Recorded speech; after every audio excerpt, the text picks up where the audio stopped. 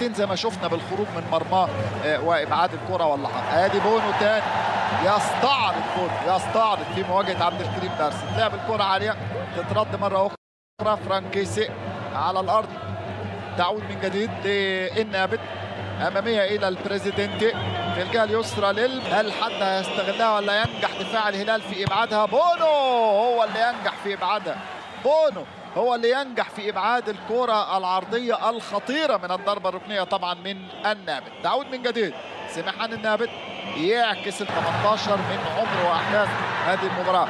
اتلعبت في مساحه النابت فكر بونو في الخروج لكن لقى ان الكره بعيده ومش هيلحقها، وبتأديب فهد الرشيدي، عبد الباسط هندي، فهد الحمد، هيثم عسيري، وايضا زي ما قلت جابرييل فيجا.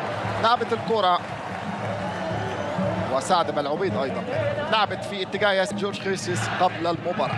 سافيتش يا عيني الله، لمسه واحده روعه، وضع ميشيل في وضع خطير جدا. ميشيل لو ظبط مطالبه بضربه جزاء لكن امام اعين الفرنسي تورما حكم اللقاء يرفض ويشير باستمرار اللعب. هذه الكوره شوف، لا لازم من البدايه، لازم الاعاده تبقى من بدايه ميلينكوفيتش سافيتش. اللمسه الرائعه بتمريره تحفه روعه من سيرجي ميلينكوفيتش سافيتش بلمسه واحده وضع ميشيل في يعني وضع خطير جدا وفي مساحه فاضيه جدا وفي شارع الكره لكن اصيب. حمد اليامي لعبها قويه بالفعل داخل المنطقه لكن دفاع الاهلي مستعد وجاهز. اتردد مره ثانيه للاهلي.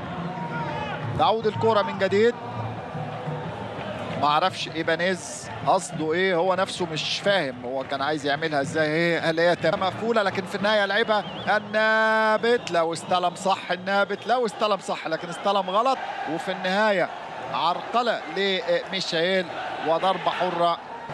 مانيا واسكتلندا وطرد لاعب من اسكتلندا. وايضا في تدخل اخر في ملعب المباراه في نص الملعب، حكم اللقاء يتدخل يحتسب الكره ضربه حره هلاليه وزحمه حول حكم اللقاء والكل بيتكلم معاه والكل بيحاول يأثر عليه لكن في النهايه يظل طويل الامام. حمد اليامي يستلم كورته، يستلم على صدره ويلعبها لكن تخبط في بسام وتتحول الكرة إلى ضربة ركنية هلالية من الجانب الأيمن بعد ما اللقاء. الضربة الركنية نيفيز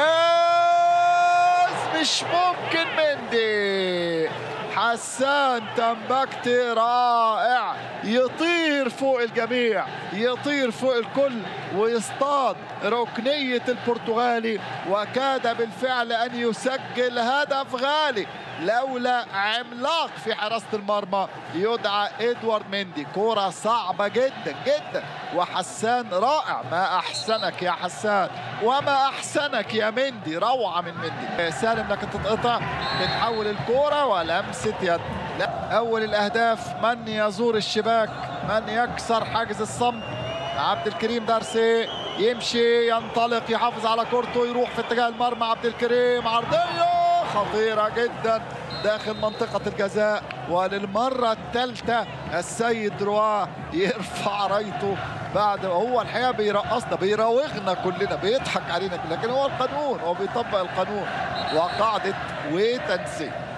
شوف تسلل من المساعدين ورفعوا رايتهم واثبت الفار بعد كده انه لا، انها اون سايد، مفيش اوف سايد، وان الرايه كانت خاطئه. وكتير حرمت انديه وفرق، يعني فرق كتير حرمت من اهداف بسبب هذه الرايات الغلط والرايات الخاطئه يعني. فاقرت القاعده كما قلت. ادي رأسية ايبانيز من كورة رياض محرز لكن عليت الكورة وطلعت برا. في أبها اللقاء، في أبها في عسير الوجهة السياحية العالمية. أجواء تضفي جمالا على المتعة الكروية المنتظرة النهاردة وبكرة، وفي النهاية إن شاء الله يوم السبت جدة يوم 23 أغسطس. آدي الانطلاقة، آدي الانطلاقة، ومترو ميشائيل، لكن بسام يمنع الهلال من الابتسام. بسام الحريجي تنشق الأرض عن بسام. المباراة هيبقى الهلال على اليمين والأهلي على اليسار. مترو، وأول كرة وأول توغل وأول انطلاقة من متروفيتش، لكن طالت الكرة وحكم اللقاء يحتسبها ضربة مرمى أهلاوية. ضربة مرمى الأهلي كان معاه إيبانيز. ضربة حرة من الجانب الأيمن تتلعب عالية، مش ممكن. ميلونكوفيتش سافيتش. شوف كل ده، يعني كل دي بقى إيه؟ بدايات الموسم، بدايات المباريات. في المباراة الأولى هنشوف فرص غريبة بتضيع زي دي، زي الرأسية دي. يعني الكرة دي لو في يناير مثلا أو في فبراير مستحيل تضيع من ميلونكوفيتش سافيتش، مستحيل. أو حتى مش يناير ولا فبراير، بعد أول مباراتين ثلاثة. لكن لسه الحساسية إلى رمي التماس. تتلعب الكرة تاني إلى سافيتش. سالم واحدة من بتوعه تريد مارك. سالم الدوسري يسدد، لكن تخبط المرة دي، تصطدم في الدفاع وتتحول إلى ضربة ركنية للزعيم. ركنية للهلال من الجانب الأيمن، يبحث عن أول بطولة في هذا الموسم الجديد. عالية، ومرة تانية رأسية وضربة ركنية بالفعل. إيبانيز هو اللي طار لفوق، هو اللي وصل للكرة ونجح في إبعادها، لكن بشكل لا. ضغط كبير وفرصة مؤكدة ضائعة. يبدأ الشوط الثاني أيضا بضغط كبير وفرص مؤكدة تضيع. سالم الدوسري يرد الكرة مرة ثانية في أقصى اليمين، لكن يبعدها النابت وتترد الكرة من الدفاع. يعيدها مرة أخرى حمد اليامي بالراس، وإيبانيز يطير لفوق، يلعب عدى بمنتهى المهارة. وده كان الظهور الأخير لعبد الكريم درسي في هذه المباراة. يعني اعتقد لو نجح في التسجيل كان هيفكر ماتياس يايسلا 1000 مرة قبل ما يخرجه بعد ما اضاع هذه الكرة. ملهاش علاقة طبعا، هو واخد قرار التبديل من الاول، لكن بقول لحضراتكم انه يعني وزي ما قلت في البداية، ادي رياض والعرضية، لكن تطلع الكرة بره. كل الاحلام مشروعة، كل الطموح، كل الامال. جانب آخر عالية من رياض، رأسية مرة تاني من ديميرال وإيبانيز. الاثنين بيتقدموا، والاعتماد على الكرة. لعب الكرة لسالم الدرسي لكن ما ظبطتش. مساحات، مهارات يا بوبي. فعلها البرازيلي بعرضية رياض محرز، يمارس هوايته، يمارس عادته.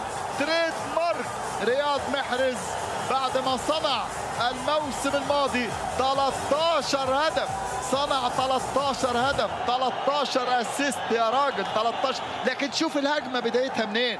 عشان كده كله راح لإدوارد مندي وبيحييه وبيشكره على بداية الهجمة الممتازة. تشوف وكأن للمرة الأولى يسجل في أي بطولة سوبر يشارك فيها فيرمين. صفارة من حكم اللقاء، وضربة حرة هلالية على مجرى. كيفية العبور من هذه المشكلة، حل هذه المشكلة والخروج من هذا المأزق. روبن نيفيز عالية، وبالكرة تاني رياض محرز بنفس الطريقة وبنفس الأسلوب. يا ولد بوبي، ومرة تانية عرضية، لكن رائع حسان تنبكتي يضع قدمه وينجح في إبعاد الكرة، تخرج إلى ضربة ركنية أهلاوية. الإيقاع يرتفع، وما زلنا في الانتظار. قعد وتذكرة للمباراة النهائية. الركنيات عالية، وبونو يطلع والمرمى كان فاضي، مش ممكن. علي مجرشي، ياسين بونو طار على ركنية رياض، نجح بالفعل في إبعادها، لكن في المواجهة شوف الكرة راحت في المواجهة، في مواجهة المرمى يصطادها، وتحولت. عادت من جديد الهجمة للهلال عن طريق سالم الدوسري. لعبة حلوة قوي إلى ميشائيل داخل منطقة الجزاء، ومندي يا مندي يتألق في مواجهة. ادي الكرة من سالم، ضغط على رياض محرز في هذه اللقطة في هذه اللعبة ولا لا؟ ادي كرة مرة تانية فيجا، مطالبة جديدة بضربة جزاء، مطالبة جديدة، لكن اصلا هناك حسبها على فيجا، حسبها تحايل وحسبها ضربة حرة غير مباشرة على عبد الحميد. ميلونكوفيتش سافيتش في مساحة، وكالعادة الكرات البينية الخطيرة من سافيتش، لكن المرة دي طالت الكرة وطلعت، حسبها حكم اللقاء ضربة مرمى. الجمهور الهلالي يترقب، ينتظر ما هو أفضل، ينتظر الجديد في هذه الدقائق الثمانية أو التسعة فقط. الكل في الكل، الكل يهاجم في الهلال والكل يدافع في الأهلي. مندي يتألق، تاني الكرة،